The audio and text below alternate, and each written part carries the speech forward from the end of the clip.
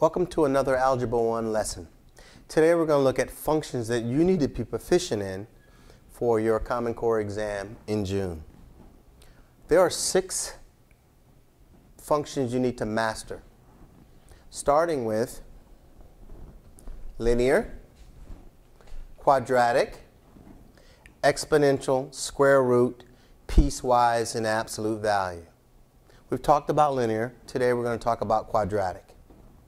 Quadratic functions look like U's. They're called parabolas. Standard form for a quadratic function is ax squared plus bx plus c. The vertex form for that quadratic function is x minus h squared plus k. Both of these forms have advantages. The major advantage with the vertex form is you can easily come up with the vertex. The vertex is the turning point, or it's either the minimum or the maximum point within a parabola. And this can be derived very easily from the vertex form. The axis of symmetry, it's actually the line that splits the parabola directly in half. And it can be found from the standard form by substituting b over 2a, the negative of minus b over 2a. That will give you your axis of symmetry, which is always an x value.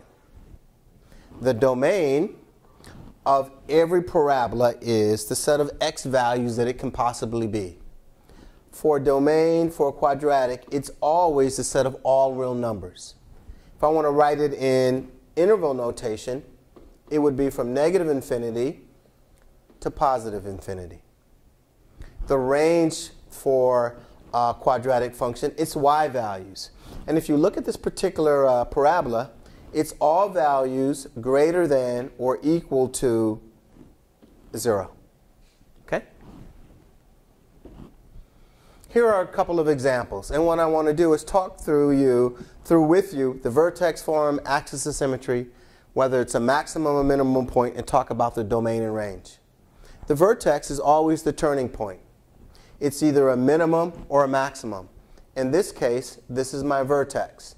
It's at -2, -6. And notice, for this one, it is a minimum point. Your axis of symmetry is always your x value. What's the line that's on that splits that right in half? X is equal to -2. The domain for all parabolas, remember, is a set of all real numbers. The range for this particular function is my y values. What can my y values be? Notice, for this parabola, the y values are all values greater than or equal to -6. That's the range for that particular function. If I want to take a look at this quadratic, the vertex here is -2, 6. The axis of symmetry, the line that splits it down the middle, x is equal to -2. Notice that this value and this value are always the same. And in this case, this is a maximum point. It's a maximum point. And generally, these maximum minimums are always y values. In this case, it's equal to 6, as this one was equal to -6. And again, domain, all real numbers. Range, y in this case is less than or equal to 6. A couple of things I want to talk to you about is transformations with quadratics. By the way, this works with all functions. If you have a quadratic and now you have a value in front of the x squared, if it's a whole number, if it's greater than 0, this quadratic will now become a lot narrower.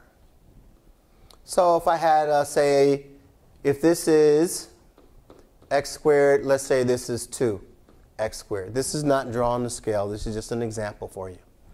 However, if I had something where instead of a whole number, I had a fraction in front of that x squared, this parabola would now look something like that. Okay? That's a way to transform x squared to either make it narrower or wider. A couple of other transformations you want to be proficient in. If you have, say, in this case, x squared. If you see something that looks like this, x squared plus 2. Literally what you're doing, you're taking this parabola and you're moving it up 2.